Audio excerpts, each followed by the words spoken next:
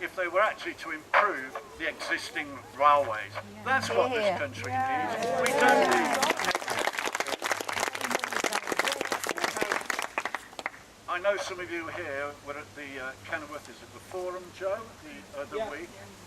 And I was actually amazed at the attitude of the Warwickshire Council. They seem to think, you don't have to boo them yet, but they seem to think they were taking this high sort of moral ground of balance. They certainly couldn't support and they couldn't attack. And actually I thought the guy there was guilty of incredible smugness. And when I think our parish councillor, John Whitehouse, what he feels, he must have been squirming in embarrassment. But I say this too, in fact, at the meeting they said they were trying to find out as much as possible, and actually they were looking for possibly engineers to give them a balanced look. Now what I say to Warwick Council, you don't need engineers, you need brain surgeons.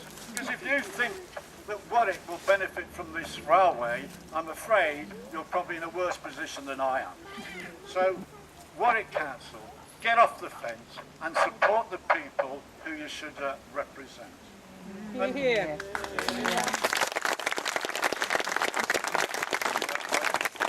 I taught for 40 years and never got any applause before. I'm going to leave now while I'm winning. But, 3-0. But the other thing, by the way, and I don't want to go into this, is we all know the economic case is flawed. I'll leave that to clever people like Jerry. But seriously, the people who composed the passenger statistics, you know, it beggars belief to actually come out with their numbers. And you know, people, one of the great justifications for this is that it's green. You know, it's unfair to the report. They don't even say this is green. They actually say it's probably neutral. It's MPs who say it's green. And the reason why they say it's green is they don't read the report. And then you have people, is it like Teresa, is it Teresa Spellman? Caroline. Well, it's understandable I forget her name because seriously, she might be rich, but she's not thinking too carefully.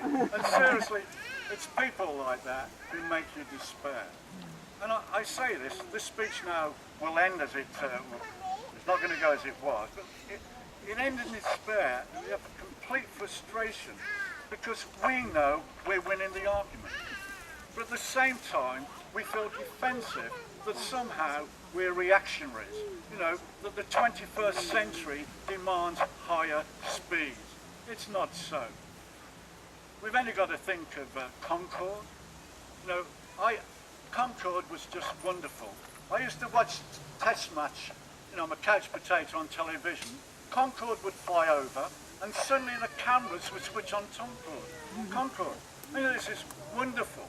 You try to think, how on earth could we create the Concorde working with the French? We can't have anything in common. But now we know.